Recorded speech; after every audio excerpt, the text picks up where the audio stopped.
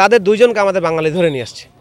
এখন বর্তমানে তারা বিজেপির কাছে জমা আছে, আর দুইজন বাঙালি বিএসএফ এর কাছে ধরা আছে। বিএসএফই মনে হচ্ছে আমাদের প্রতিপক্ষ মনে হচ্ছে হাঁটিয়ে উড়াই দিবে, এরকম অবস্থা।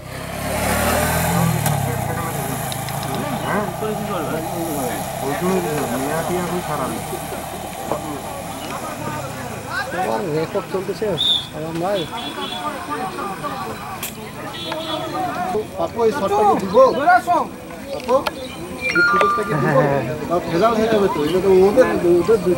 নিয়ে যাচ্ছে না ওইদিকে নাকি?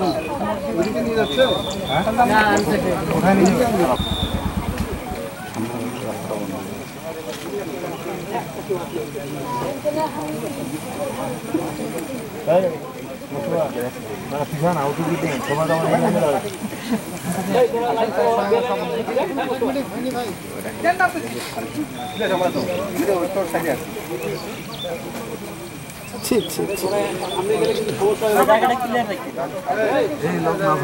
রাস্তাটা ছেড়ে দেন তো।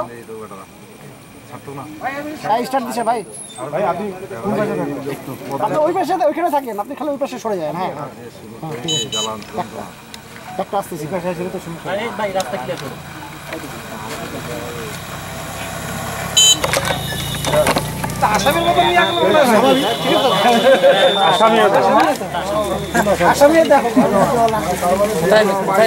ঘটনাটা হচ্ছে, এটা হচ্ছে দিনাজপুর জেলার কাঁড়লিয়াপাড়া গ্রাম আর কি। গ্রামের পাশে হচ্ছে আমাদের ভারত, ইন্ডিয়া বাংলাদেশ একদম সংলগ্ন লাগানো। এখানে আমাদের ধান কাটতেছিল বাংলাদেশ কৃষক, তো ওই জায়গাটাতে একটু পানি ছিল।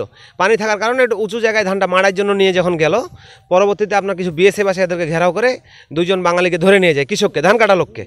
তো এবং পরবর্তীতে আমাদের বিজিবি আসে, খবর পেয়ে বিজিবি তাদের কাছে মিটিংয়ের জন্য যায়। মিটিংয়ে বলে, তারা মিটিংয়ে তেমন কোনো প্রতিশ্রুতি দেয়নি, তারা বলছে আমরা পরবর্তীতে জানাচ্ছি। এখন পর্যন্ত বিজিবি এখানে আছে এবং ইন্ডিয়ান কৃষকও এদিকে ধান মারতে এবং ধান কাটাই করতে আসে।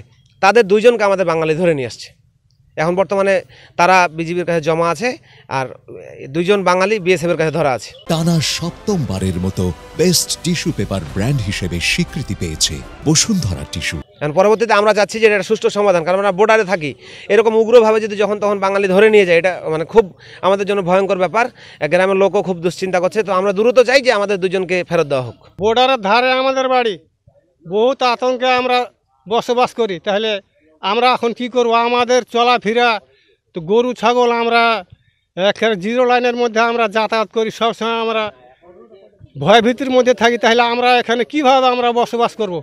আমাদের আবাদ সাবাদ সব জিরো লাইনের পাশে, আমাদের বিরল থানার দক্ষিণ সীমান্তে আমাদের বাড়ি।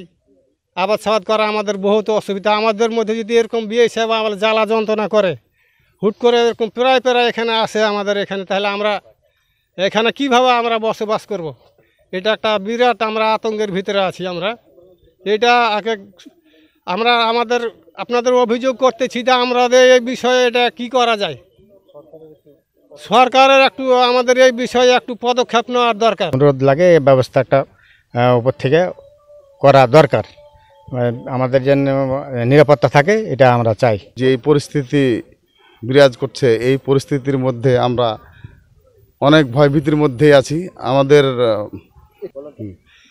আমাদের যে পার্শ্ববর্তী ভারত, আমাদের পার্শ্ববর্তী বাংলাদেশ, একেবারে সীমান্তে আমাদের গ্রাম। এই গ্রাম থেকে আমরা গরু ছাগল হাঁস মুরগি প্রায় আমাদের পার্শ্ববর্তী বর্ডারে পাশে আমরা চড়াই। এইভাবে যদি আমাদেরকে ধান মাড়াই করতে যেয়ে যদি তারা ভারত বিএসএফ যদি ধরে নিয়ে যায়, তাহলে তো আমরা আতঙ্কের মধ্যে আছি। এই ধরনের কাজ যদি বিএসএফ করে, তাহলে তো আমরা অত্যাধিক ভয়ভীতির মধ্যে থাকব এবং ভয়ভীতি পাচ্ছি। হ্যাঁ, এইটা করা উচিত না। সরকারকে বিষয়টি একটু দেখার মতো অনুরোধ করতেছি। আচ্ছা, হ্যাঁ, সরকারকে এইটা দেখার জন্য অনুরোধ করতেছি, তাদের জন্য এই ধরনের কাম না করে। আজকে সকালে মানে কাজের ছেলে দুইজন, একজনের ধান কাটতে গেছে, কিন্তু ওই ধান বাড়িতে আছে পানি। ওই পানিটা থেকে ধানটা একটু উপরে উঠে মারতেছিল, মানে পিটাই করতেছিল, ঠিক আছে কি না? সেই মুহূর্তে ভুট করে পিছন থেকে এসে বিএসএফ এসে ওদেরকে উঠে নিয়ে চলে গেছে, উঠে দুইজনকে দুইজনকে উঠে নিয়ে গেছে, একজনের নাম হচ্ছে সাইদুর আর একজনের নাম হচ্ছে এনামুল। পরবর্তীতে জনতা ক্ষিপ্ত হইয়া আবার ভারতীয় দুজনকে আটকাছে, একজনের নাম অবিনাশ আর একজনের নাম হচ্ছে ক্ষিতীশ।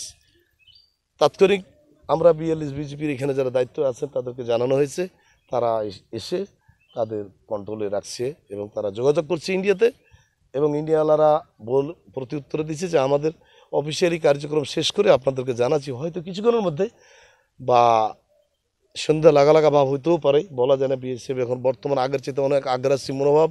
আগেও তো আমরা দেখেছি, এখানে আমাদের জন্ম বাড়ি ঘর দেখেছি।